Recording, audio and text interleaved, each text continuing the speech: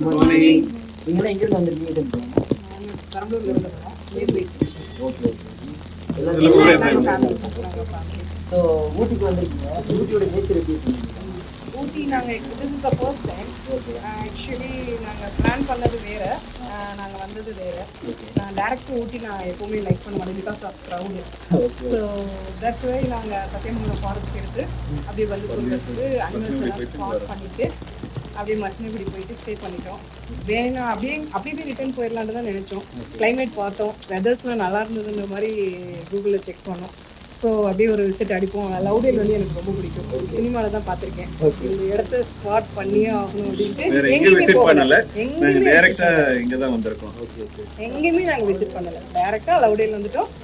டாய் ட்ரெயினை பார்க்கறதுக்காக வெயிட் பண்ணுறோம். டாய் ட்ரெயின் வந்து எங்களுக்கு ரொம்ப ட்ரீம் அதில் ட்ராவல் பண்ணோன்னு. பட் வந்து சம் வெதர் கண்டிஷன்ஸு அந்த டிக்கெட் புக்கிங்ஸ்லாம் இல்லாததுனால டேரெக்டாக இங்கேயே வந்து டாய் ட்ரெயினை பார்த்துடலாம் அப்படின்ட்டு. But you people are very blessed. ஊட்டிலே நீங்கள் ஸ்டே பண்ணியிருக்கீங்க, அது ரொம்ப சந்தோஷம்.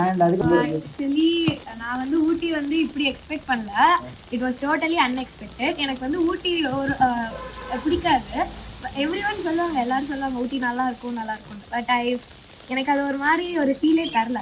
ஆனால் இன்னைக்கு எல்லாருமே கூப்பிட்டுருக்காங்க, அதனால வந்தோம் ஃபேமிலியாக.